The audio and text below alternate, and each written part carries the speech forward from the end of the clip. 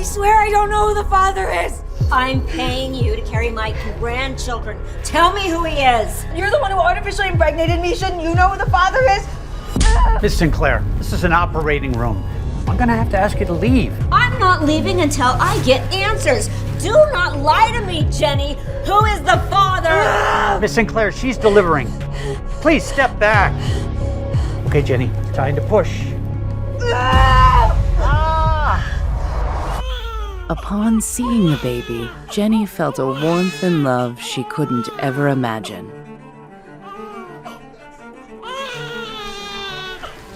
No, stop! This boy is a Sinclair. I'm not going to let you put your dirty hands on him. Please, my baby, someone do something! Don't let her take my baby! Second one's coming. Okay, Jenny, I need you to take a deep breath and push. Oh my God, it hurts so much!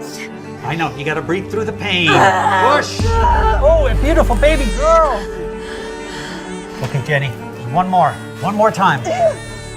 Yo, push! Oh, it's a boy. They were the most beautiful little babies she had ever seen. But Jenny didn't trust the Sinclairs. She suspected their devious plans for her weren't finished. Jenny. Oh, Jenny. You need to take those two and run. I can't leave my firstborn. It's too late. Aster already left with him. You need to get out of here before she comes back for these two. And just like that, Jenny changed her identity. She was now Quinn Murphy, mother of two. Jenny left the country, determined to protect her babies. She worked hard to provide for them, but it wasn't enough. So she went back to college. She was always the bright one and graduated early with honors. But Jenny still felt incomplete. The thought of her firstborn's well-being haunted her day and night. Don't let her take my baby!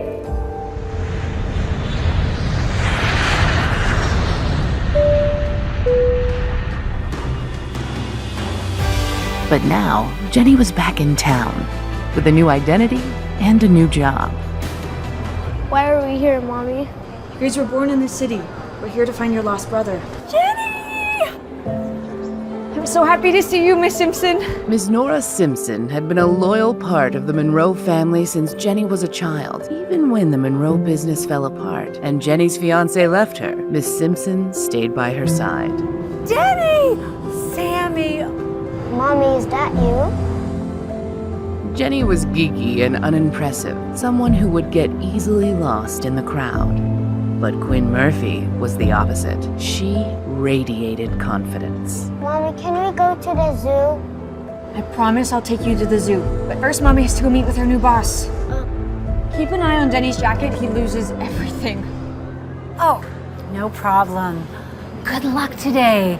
I'll have a homemade feast for you when you get home.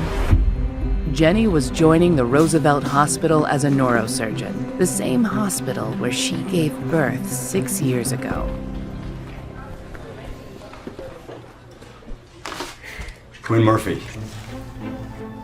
Welcome to Roosevelt's Neurology Department. I'm Dean Crawford, head of the surgical department and your new lead. Excited to be on board. I have to ask, with a resume like yours, why Roosevelt? Why not go to the best of the best? Ms. Murphy? Unfinished business, I guess. Dr. Crawford to surgery. I repeat, Dr. Crawford to surgery. Duty calls. We'll continue this later, I promise. Meanwhile, take a look around, make yourself comfortable, and I'll see you in the morning, bright and early. Jenny had left a lucrative position at the National Institute for Medical Research in London to return home. She was determined to find her firstborn. I will not let you put your dirty hands on him! Don't let her take my baby! Jenny wondered if her child was even alive. The thought weighed heavily on her heart. Oh, sorry. You all right? Oh, I'm sorry. Denny, what? Did you follow me here? Who's Denny? I'm not Denny.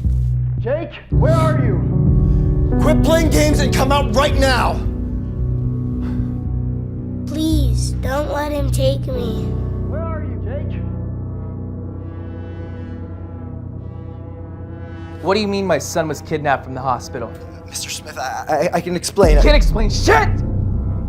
You had one job, to look after Jake. What am I gonna tell his mother? He went to the restroom during his medical checkup and he just disappeared. Review the security footage. And find my son. I'm on my way right now. Yes, sir, I'm on it. Find Jake, or I won't just fire you. I will kill you myself! Ah!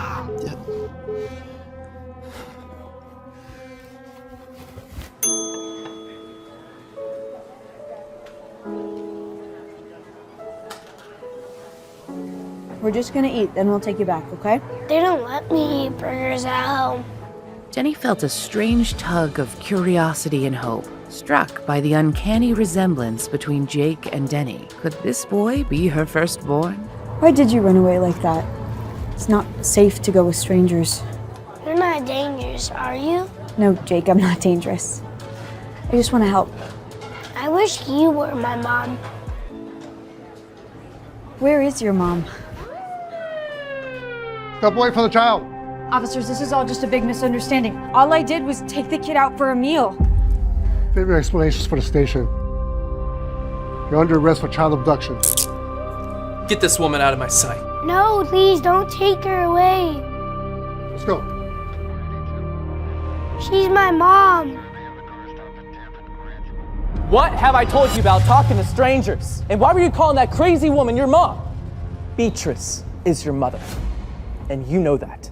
She hates me. She's only nice when you're around. What's gotten into you, bud? Hi, Beatrice. Your son's having a rough day. I think it's best if you don't come around today. I'll call you later. Dad, that lady was really nice today. Could you make the police let her go? If you promise to behave and take your medications, I'll let her go. I promise. Lance, call the chief and ask him to drop the charges. You got it, boss. How could Jake have established such a bond with a stranger so swiftly?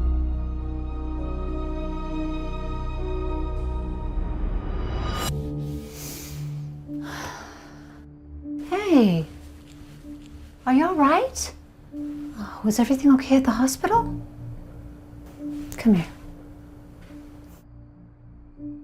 Jenny recounted her stressful day to Miss Simpson, running into Jake, the child of the powerful Fred Smith, with an uncanny resemblance to her own son Denny, being arrested for child abduction, then suddenly being released. Miss Simpson could tell that Jenny was afraid. Dr. Murphy to surgery. I repeat, Dr. Murphy to surgery. An overwhelming sense of fear gripped her like a vice, as if Miss Sinclair wanted her and her children dead.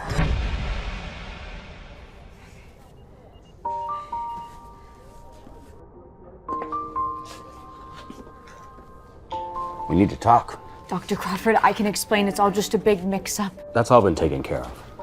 Mr. Smith didn't know you were a doctor in this hospital. In fact, you're going to be treating Jake from now on. He'll be here any moment. What is Jake being treated for?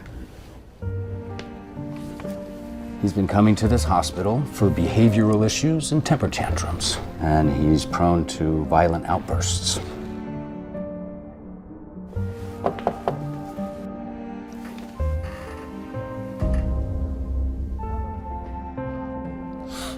You're here. I was worried I would never see you again. Hi, sweetie. Mr. Smith, allow me to introduce our new neurosurgeon, Dr. Quinn Murphy. Fred felt something as he shook hands with her, but he couldn't quite grasp what it was until finally it hit him. He had met Quinn before. Does Fred know more than he was letting on? Will the truth come out about Jenny's past? I apologize for the misunderstanding. My assistant thought you were some random lunatic and not our new doctor. Quite all right, Mr. Smith. Hop on up and we'll begin the exam. We'll leave you to it then. Will you take me to burgers after the exam? We'll talk to your dad about it, but first I have to ask you a few questions, okay? So I read your chart, outburst, medications. Is something bothering you, Jake? Is everything okay at home? I just get really mad because of my mom. She's not really my mom, and she's mean to me when no one's around. She hates me. All right, Jake, I believe you. I'm gonna ask you an important question, and I want you to answer it honestly. Can you do that? Does your mother ever hurt you? Jenny's heart broke upon hearing this. She knew what she had to do. She needed to immediately convene with Dr. Crawford to gauge whether the situation was serious enough to be reported to authorities. I'll be right back. Can I speak to you in private? Something wrong with my son? I haven't done any neurological exams on the boy yet, but I just need to speak with Dr. Crawford. You haven't even examined him yet, and you already need your boss's help? Doc, is she even competent enough to treat my son? All right, calm down, Fred. I'm sure everything is... I need to know. I do not trust just anybody with my son. Is he okay, Miss Murphy? Quinn, it's okay. He's the father. What's going on? Jake seems to be under significant stress. It seems to be something going on at home. What are you accusing me of, Dr. Murphy? You think I'm torturing my own child? No, not you. Your wife. I need Dr. Crawford to tell me how to proceed in light of this information. We are legally required to report all abuse to the authorities. You're telling me you think my wife is abusive? I only know what Jake told me. This is outrageous. How dare this woman throw such allegations against my family? I will have your medical license revoked. Don't you care about your son's well-being, Mr. Smith? I did you a favor by coming to Dr. Crawford. Maybe I should have just immediately reported you to the authorities. I should have never dropped those charges against you. I'm taking my son home.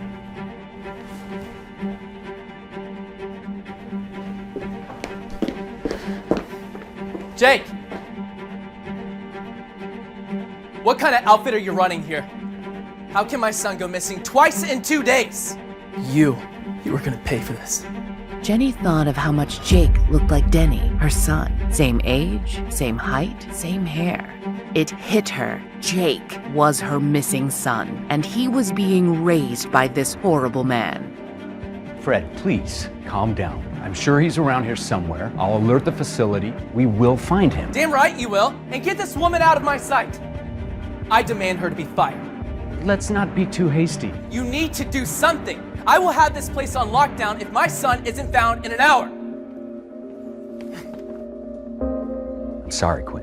I'm gonna have to suspend you, pending an investigation or until we find Jake. This is wrong, and you know it, Dean. I know, but Fred Smith is not just the president of RexCorp. He's our biggest donor and a senior member of the board. My hands are tied. So you just bow down to him every time he decides to throw a temper tantrum? I am truly powerless here. And for what it's worth, I'm sorry.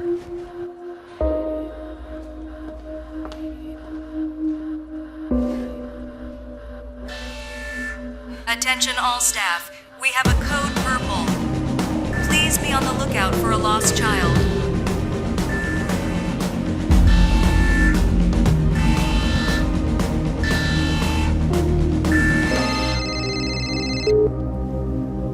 Miss Simpson? Jenny, are you all right? I just heard there was an emergency at the hospital.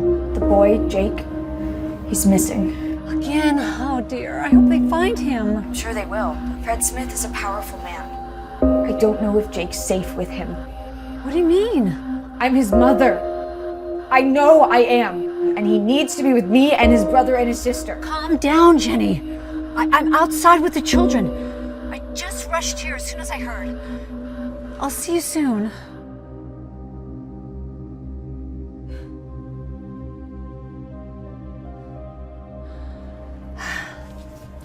Your mom's coming now. Sammy, where's Jenny? Looking for Mom. Jenny! Jake! Can you stop running away? I'm gonna get in serious trouble. Let's get you home. Jake knew he should set the record straight and stop Fred from taking the wrong boy home. But he had wanted to get away from his father for so long. This was his chance. Jenny! Jenny! Jenny! I'm not Jenny. Come back to the car right away. You can't just wander off. I'm not Jenny.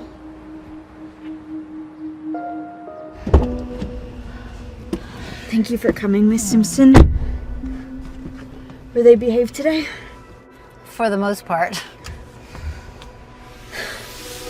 But Jenny had no idea that her firstborn son, the one that was taken from her, was sitting in her car instead of the child she'd raised all these years. But what would happen to Denny now that he was under the care of that terrible man? And worse yet, what would Fred do when he found out who Jenny really was?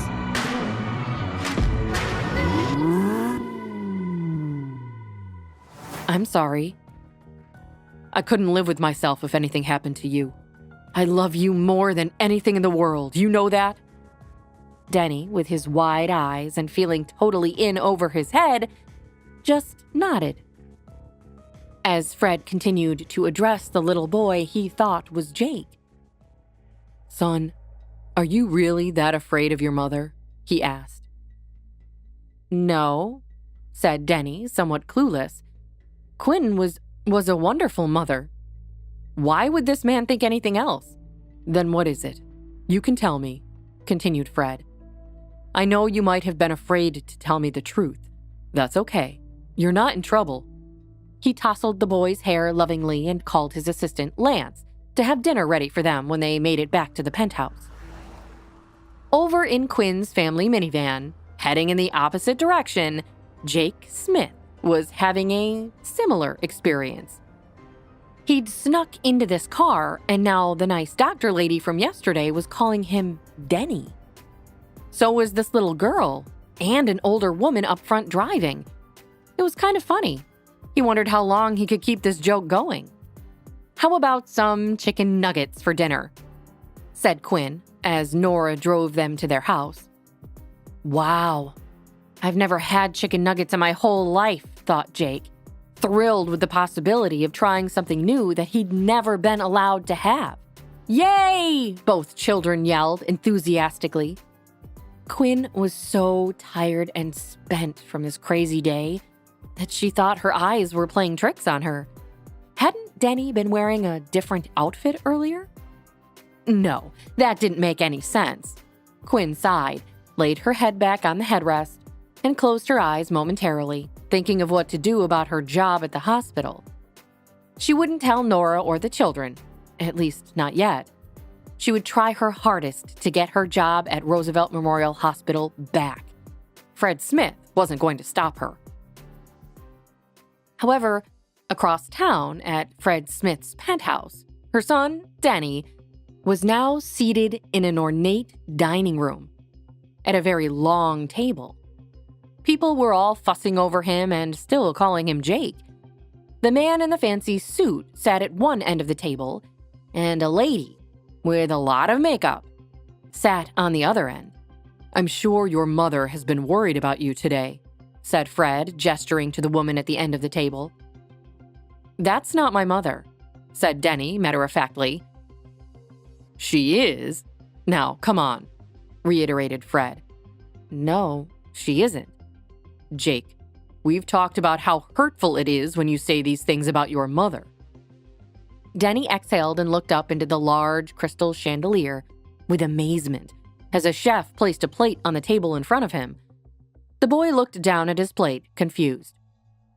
What's this? He asked. The woman at the table clenched her jaw. It's veal bolognese, said the chef gently. The boy started picking at it with his fork, curiously, and eyeing it with suspicion. Veal bologna? Asked Denny. That doesn't sound very yummy. The woman exhaled loudly, her frustration evident. Fred cleared his throat. Chef Julian, will you please take Jake into the kitchen and find him something else to eat? I'm sure this is delicious, but it's been a rough day for him. Certainly, sir, agreed Chef Julian and accompanied the boy to the kitchen. thinking privately about how nice it must be to be this rich and be able to have an array of dinner choices ready at a moment's notice. He ran away again, and now he's refusing to eat his dinner? Complained Beatrice. And he's still arguing that I'm not his mother. You need to check him in somewhere, Fred. He's getting worse. No thanks to you. Fred narrowed his eyes on his wife. I don't know what you're talking about, cooed Bernice, but I'm sure you will enlighten me. Do you know why he ran away this time? Boomed Fred. Because he's an incorrigible problem child with mental health problems? Said Bernice. No. I learned today that you have been hitting our son.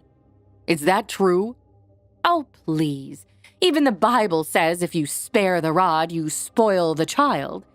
You may let him get away with turning his nose up at dinner and having Chef Julian cook him something new, but I certainly won't. You're turning the kid into a spoiled brat, Fred. That's why he acts like this. I had a leading neurologist say today that Jake's problem is psychological.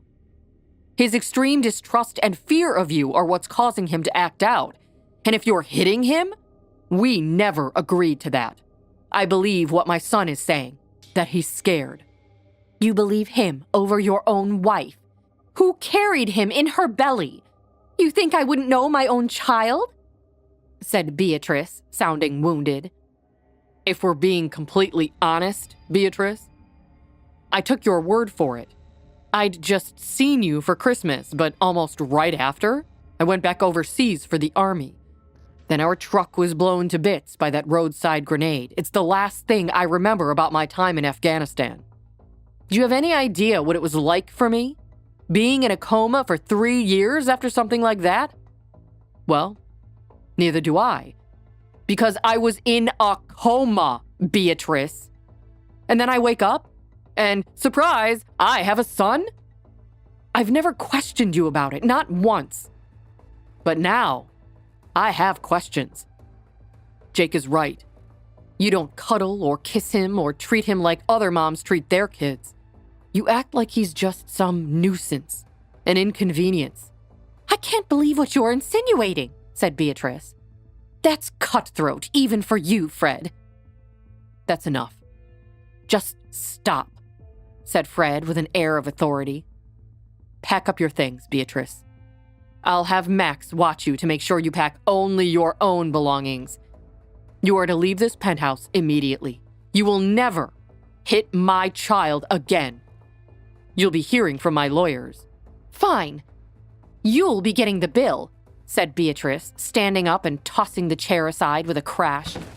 I always do, mumbled Fred, who had spent hundreds of thousands per year on spa treatments, clothes, plastic surgery, country club memberships, and more for this woman. I'll take you to the cleaners, said Beatrice. You can try, said Fred. But that will be awfully hard now that I have the chief surgeon from Roosevelt Memorial Hospital able to testify to the fact that you were abusing your son.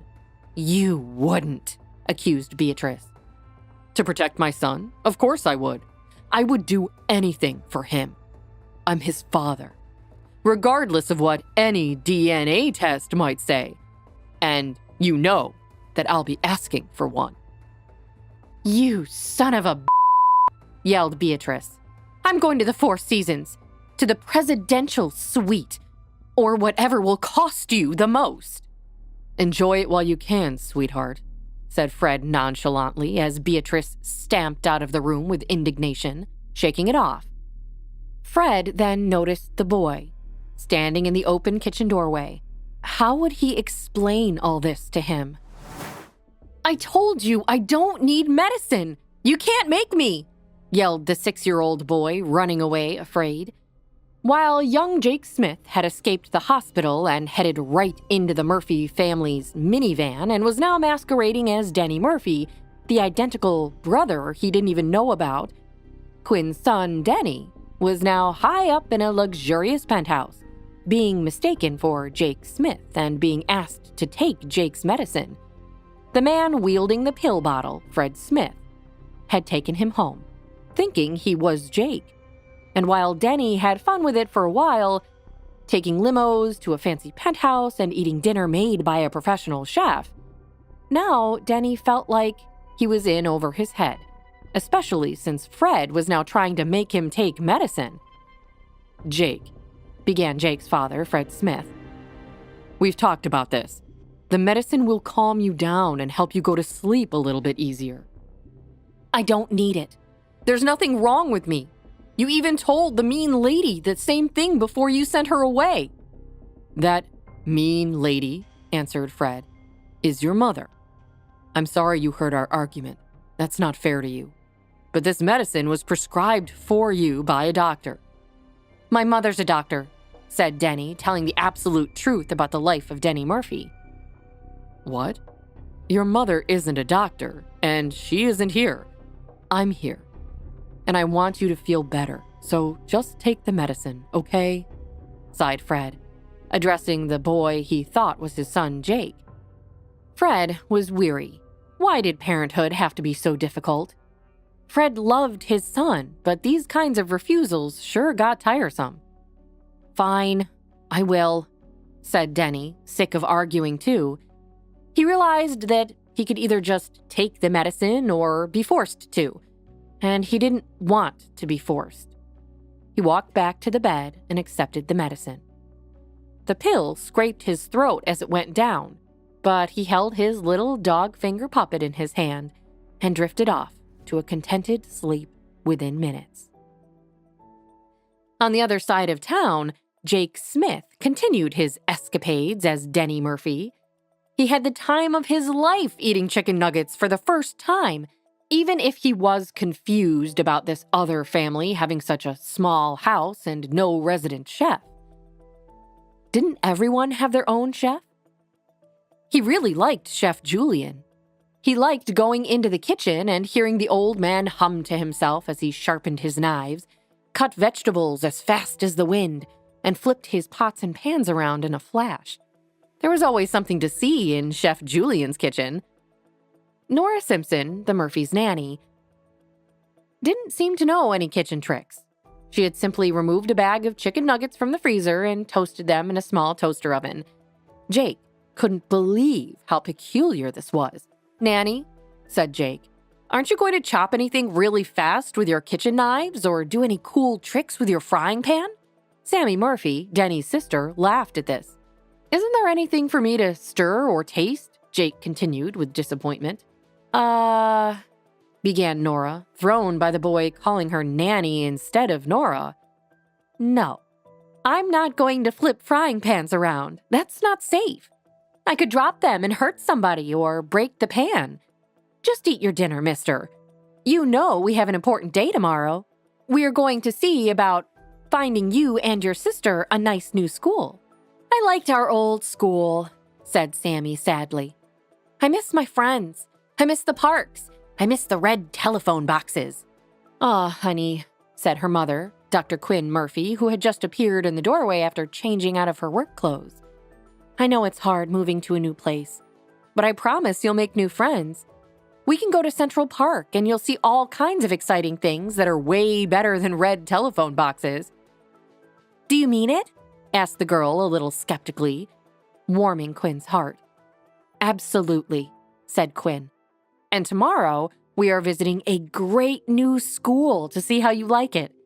I know they have a dance studio and art classes, and maybe you can even learn a musical instrument. Would you like that?" "I want to play the drums," said Jake. "Too loud, sweetie. I think the neighbors would prefer it if you chose a different instrument. I know I certainly would. So, no drums, no trumpet, no bagpipes." "Aw," said Jake. Quinn started to tickle the boy, and he laughed. Soon, she was in a tickle fight with both children. "You're the best mom I ever had," said Jake as the laughter died down. "Why, thank you, honey. I love you too," Quinn replied, her heart swelling with love for her children. But momentarily thinking again about the boy at the hospital, Jake Smith, and the possibility of him somehow being her long-lost firstborn triplet. What would Denny and Sammy say if they knew they had a brother? Quinn forced her mind back to more important matters. Right. It's bath time, you two. You're first up, Denny, she said. The children grumbled but made their way upstairs as Nora cleaned up after dinner. Quinn started the water running and helped the children pick out clean pajamas. Jake liked Denny's pajamas better than his own. Back home, Jake's pajamas were matching sets and shiny material with cursive letters embroidered on them in gold. They were boring. These pajamas were blue, had footies and a big long zipper, and had pictures of dinosaurs all over them. Jake decided that whenever he got home, he would ask his dad for some pajamas with dinosaurs on them. They looked so comfortable. Jake couldn't wait to wear them. You know the drill, sonny boy, said Quinn, turning off the bath water. Clothes off and get in the tub. I'll be right back with your towel. I need to check that your sister is getting ready to jump in. Okay, Mom, Jake said, thinking about how comfortable it felt to call Quinn that. As Quinn left the room to make sure that Sammy was getting ready for the bath she'd be taking right after her brother, Quinn smiled at Jake and shut the door as he took his shirt off. Had Quinn stayed in the bathroom for just 5 seconds longer, she would have noticed the birthmark on Jake's lower back and known immediately that he was not Denny. Jake slipped into the warm water, wondering how much longer he could keep up this charade. In a downtown high-rise across town, Beatrice had checked into the most expensive suite at the Four Seasons Hotel. She was already lying back on a chase, a towel wrapped around her head, cream on her face, and cucumber slices covering both eyes. One technician was attending to her feet, while another one buffed her nails. Beatrice luxuriated in the comfort of the plush hotel bathrobe. She was finally going to be free of Fred and his obligations, and free of that little brat, Jake. The divorce would bring her as much money as she would ever need to live a comfortable life. And now, she could do whatever she wanted and see whoever she wanted. Beatrice sighed a contented sigh. However, her reverie was soon interrupted by the arrival of her mother, Cheryl. "You stupid, selfish, foolish girl," cried Cheryl as she loomed over her pampered daughter. "You need to go back to Fred, immediately." Beatrice just laughed. "He threw me out, Mother, and I'm glad. No more boring, stuffy social events, no more pretending to like that child. I'll get millions in the divorce. Everything I did, everything we worked for all these years, gone in an instant, because you couldn't be bothered to treat the child nicely," hissed Cheryl. "Oh, Mother," sighed Beatrice. "Your theatrics are tiring." "Beatrice, do you somehow not remember what's at stake here? What if Fred demands a DNA test?" "He already said he was going to demand one, but Jake was his son, no matter what the results say," Beatrice yawned. "That's when he thought the issue only related to his paternity. But what happens when he learns that Jake, well, that is more complicated altogether? What happens then?" "It hardly matters," answered Beatrice. "He loves that boy, dotes on him, spoils him even. That isn't going to change. Do you understand that the second he finds out about the child's genetics, he will want answers? And there will be an investigation. And you and I could both go to jail. Jail, Beatrice. Do you get that?" "I don't see how I would be the one going to jail," Beatrice said. "You're the one who stole him from the hospital. When your father died, I used the insurance money, all of it, to pay that wretch of a girl to carry those babies.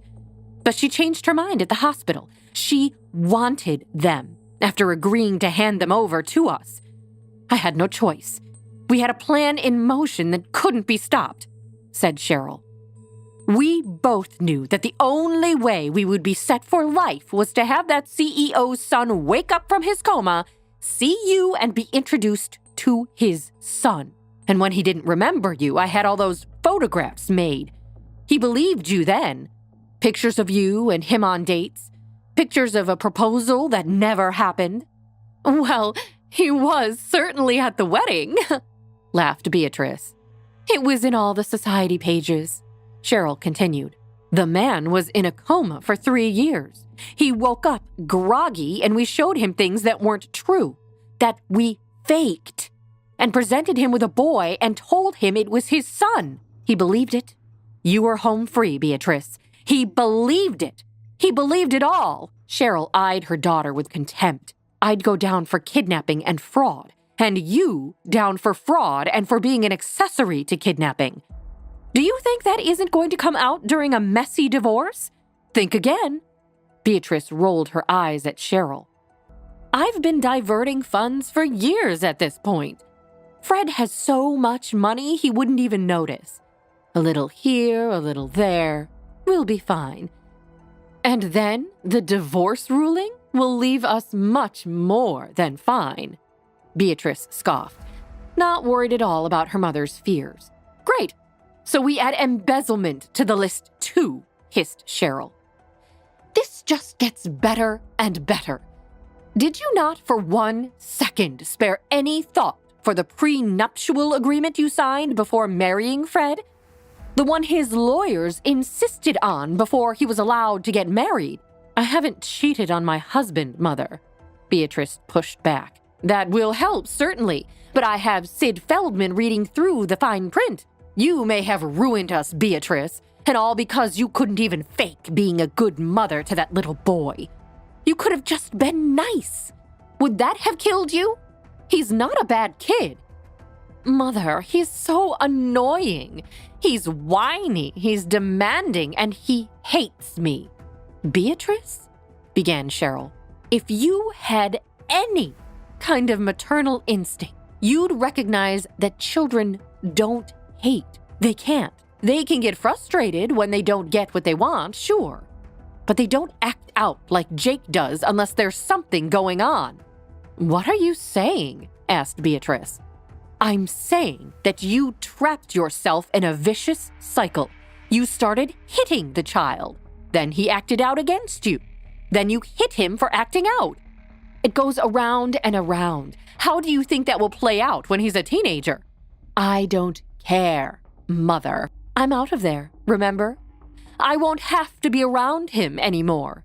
The standoff was cut short by Cheryl's phone, which rang to the tune of a Beach Boys song. Cheryl answered. Sydney, Cheryl said. Talk to me. Beatrice watched her mother's face widen with shock. Cheryl covered her mouth and flopped herself down on the chase next to the one Beatrice was sitting on. Beatrice waved away the manicure and pedicure technicians and tried in vain to overhear both sides of her mother's phone conversation. Oh my God, said Cheryl. Then that means... Cheryl's voice trailed off blankly as the attorney continued to deliver his take on what Fred and Beatrice's prenuptial agreement had in store. Okay, thank you. We'll be in touch. Cheryl hung up the phone, and her hand fell limply at her side as she brought her other hand up to her eyes. What? Beatrice asked. What did he say? Beatrice, began Cheryl, you must find a way to make up with Fred immediately. We have no choice. Do whatever you have to do. You have to get him back. I don't understand. What did the lawyer say? Asked Beatrice ominously. Cheryl's eyes brimmed with tears, and she took a moment before giving her daughter the news. You're penniless, Beatrice. Beatrice's stomach sank. Penniless? This has to be a mistake. There was one thing she knew for sure. She sure as hell wasn't going to stay penniless for long. She had to get to the bottom of this. Fast. And no one, least of all Fred Smith, was going to stand in her way. I will not be penniless. I was meant to be rich. Beatrice screamed at her mother, Cheryl, who was digesting the news they'd just heard from their lawyer. Well, then you've got to win Fred back. And you've got to win him back now, Cheryl snapped at Beatrice finally. Are you sure that lawyer knows what he's even talking about? Beatrice stomped around her penthouse room at the Four Seasons Hotel, a grand view of Central Park in front of her. Yes, Beatrice, you are in the wrong here, Beatrice, I'm afraid. Cheryl shrugged. We both are, Mother.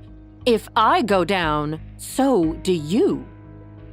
Beatrice may have conned Fred after he woke up from his 3-year coma. She may have convinced him that they were in love and that she was the mother to that spoiled, rotten child, Jake. But Cheryl had done all the planning.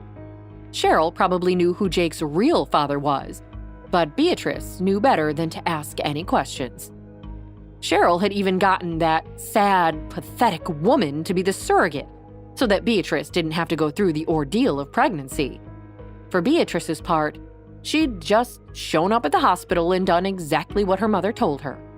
But Beatrice and Cheryl both loved being rich, and were not going to give that up, no matter what it took. Suddenly, Beatrice stood up and walked over to the telephone in her room and dialed down to the front desk. Hello? What are you doing, Beatrice? You're wasting precious time here, Cheryl snapped. But Beatrice just ignored her until she'd hung up the phone, satisfied.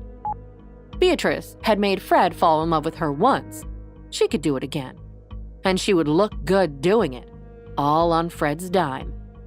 I'm getting Fred back, she announced, flopping back down on her plush king-sized bed. Meanwhile, across town, Fred was still working on controlling Jake, but in the course of the new day, he'd seen something of a shift in him. Jake had suddenly become obedient. It's time to take your meds, Jake, Fred, Jake's father, urged, expecting another fight like the one they'd had the day before. But Denny Murphy, who was pretending to be Jake Smith, just nodded and held out his hand, his beloved finger puppet on his finger. Fred smiled. He didn't know what happened to his son, but he liked this change in him. The medication must be working, Fred thought.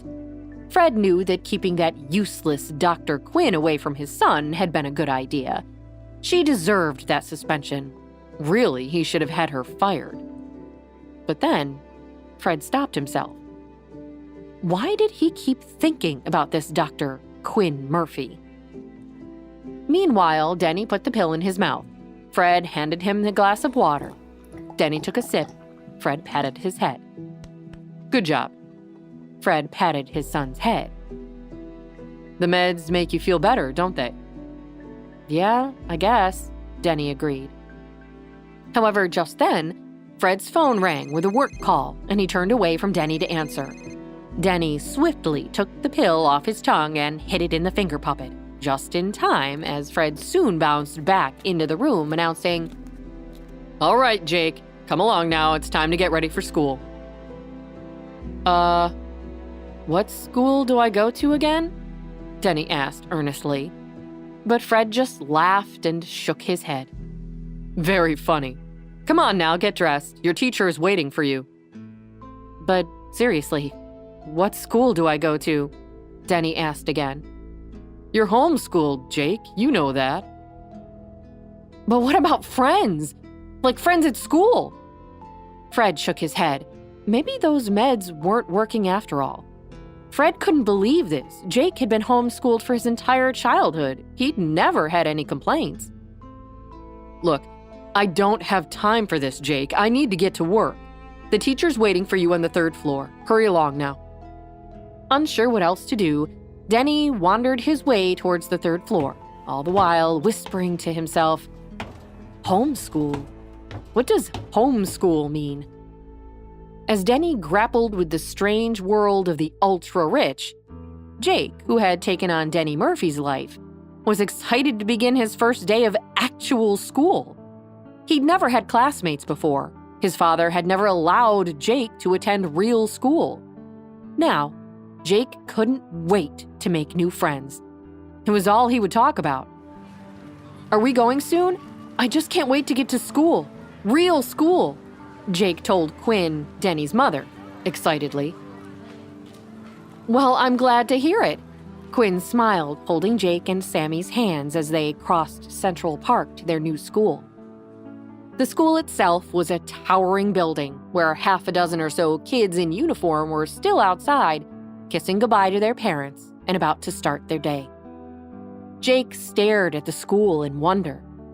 It was massive and nothing like the dark single room with a supersized chalkboard that he took all his classes in back home. I want to do everything. Musicals, basketball, track, art club, science club. Jake prattled on. You hate science, Sammy interrupted. No, I don't. I love it, Jake insisted. Since when? Sammy glared at her brother. Why was Denny acting so weird? He was never this excited about school back in London. I don't know. You're a liar, Sammy whispered to Jake. Am not. Are too. Sammy kicked Jake's leg behind Quinn's back. Ow! Jake kicked back. Sammy stuck out her tongue at him. Quinn took a deep breath and separated the two children. She loved her children more than anything. But right now, they were testing her last nerve.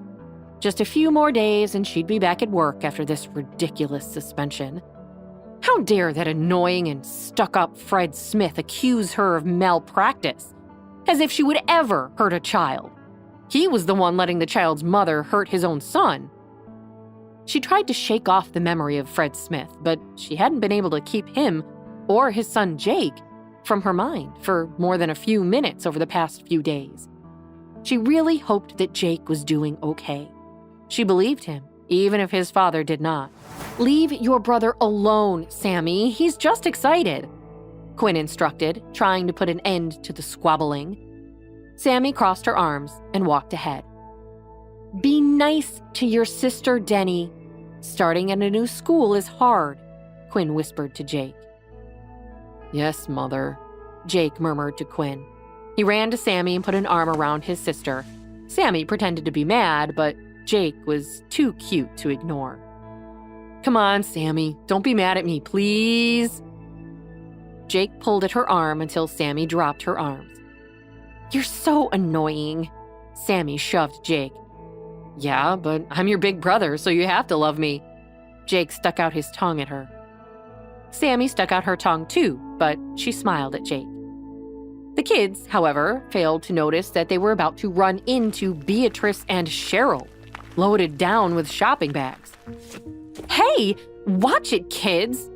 Beatrice snarled at them. Cheryl turned up her nose at the children. How rude. Kids, watch where you're going, Quinn yelled. Apologize to the nice ladies now. We're sorry, we weren't paying attention. Jake turned toward Beatrice. But Sammy pulled him away before he got a good look at her face. Sorry. Come on, Denny, the bell is going off. Classes are about to start.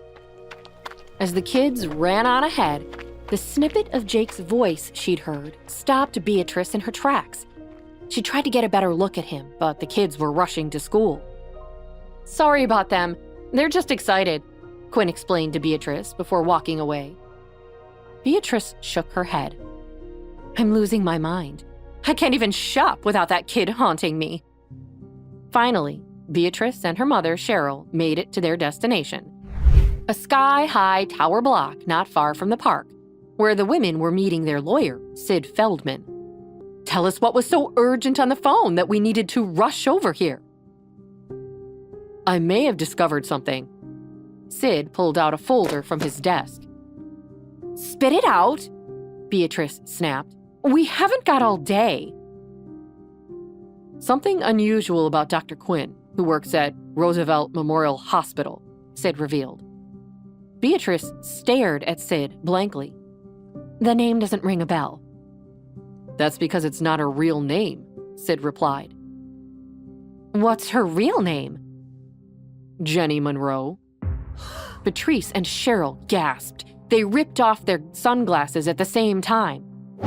The surrogate? How did she get back to New York? Cheryl asked. That's not what's important to me or to you right now. What's dangerous is that she's here working at the same hospital where she delivered those 3 children. This could be a huge problem for us, Cheryl agreed. With that, Sid moved a photo across the desk of Quinn and her 2 children. Beatrice looked down at the photo. The boys look practically identical, Beatrice noted. It's almost uncanny how alike they are, Cheryl agreed. Beatrice thought back to the boy in the park, the brother and sister that had almost run straight into Beatrice and her mother, Cheryl. The girl that looked just like the one next to Quinn in this photo now. Beatrice stared at Quinn in the photo. Her eyes widened at the realization. We have to keep the boys separate from one another, Beatrice demanded. And from Fred, Cheryl added. Beatrice stood up suddenly. Where are you going? Cheryl asked, but Beatrice was already out the door. Later that afternoon, Beatrice stood by the entrance of the school she saw Quinn and her children walk into earlier that day. She had to know. She had to know if her hunch was correct. She was early, and the kids had just been released for the day. She waited for Jake, that spoiled, rotten kid, to come out. Then she saw him by the entrance. Beatrice smiled at a passing teacher and entered the courtyard. No one stopped her. She came up behind Jake with slow and measured steps. Jake, she whispered. Jake Smith, what are you doing here? Jake froze. He turned to look up at her.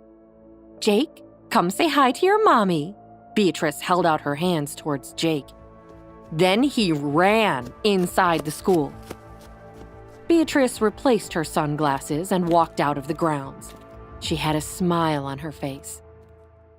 Later that night at the Smith mansion, Denny stared at the chalkboard in front of him full of numbers and equations.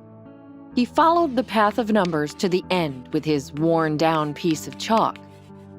Very good, Jake. Now we are on to the science portion of the class. Mrs. Robin, the teacher, pulled out a hefty science book to place on the desk. Denny hated Mrs. Robin. She was too strict and tapped him with her ruler whenever he slouched or got an answer wrong. He hadn't been outside at all today. He wanted their nanny, Nora, to make him his favorite snack. He wanted his mother, Quinn, to read to him. He even wanted his dumb sister, Sammy, here to annoy him all day. I hate science. Can we do something else? Now, come on, Jake. You're my best science student this year. We can go back over the previous assignment first. Denny sat down next to Mrs. Robin again until there was a knock at the door. Oh, Jake, my sweet boy. Beatrice held out her arms towards him. Jake looked up at Beatrice. Say hi to your mother now, Jake. Mrs. Robin tapped Jake on the shoulder with her ruler. Mind your manners. You're my mom? Beatrice took a calming breath. This kid was just as spoiled as Jake was, but she had to win him over if she was ever going to remain married to Fred, and more importantly, keep her money. Yes, it's me, darling. Come downstairs. I made dinner for us. You can cook? Beatrice forced a laugh. Of course not, dear. That's what Chef Julian is for. Beatrice took Denny by the arm and led him down the stairs. Denny did not like Jake's mom. She was not as pretty or as nice as his mom, Quinn. She wore weird clothes and too much makeup. But dinner with Beatrice was better than science class. Fred Smith was stunned when he walked into the dining room to find Beatrice and Denny waiting for him. A massive dinner spread out on the table. Are you okay that Beatrice is here, Jake? Denny looked at Beatrice, who hadn't stopped smiling at him since they sat down. I guess. Denny shrugged. He was just happy that he wasn't in science class anymore. How did you even get in here? Fred snapped at Beatrice. Beatrice rolled her eyes at Fred. I still have a key. Fred sat down and glared at Beatrice. You're not welcome here, or anywhere else around Jake. I made that very clear. Beatrice placed a hand on Denny's shoulder. Look, Fred, I've apologized to Jake. He's willing to give his mother another chance. You didn't apologize to me, Denny blurted out as Beatrice's grip on his shoulder tightened. Yes, I did, sweetie, but I can say it again. I'm so sorry. Beatrice forced a smile after she spoke. Okay, Denny agreed. Beatrice finally let go of him. Beatrice smiled at Fred. She knew Fred was confused by their son's behavior. The last time Beatrice had seen the child, he had been running away at the sight of her. Now he seemed indifferent to her. Beatrice was determined to work this in her favor to get Fred back. Fred's phone rang. I have to take this. Are you all right here by yourself for a moment, Jake? Denny nodded. Fred looked unsure, but stepped out of the room. Beatrice leaned down to whisper into Denny's ear when Fred left the room. I know who you are. Denny froze mid-bite. He looked at Beatrice in the eye. She held his eye contact. You don't know anything, Denny denied. I know you're not Jake Smith. Beatrice smirked at him. Hey, I'm Jenny. If you're wondering what happens next, download the Pocket FM app now and listen to the exciting episodes of A Mother's Battle.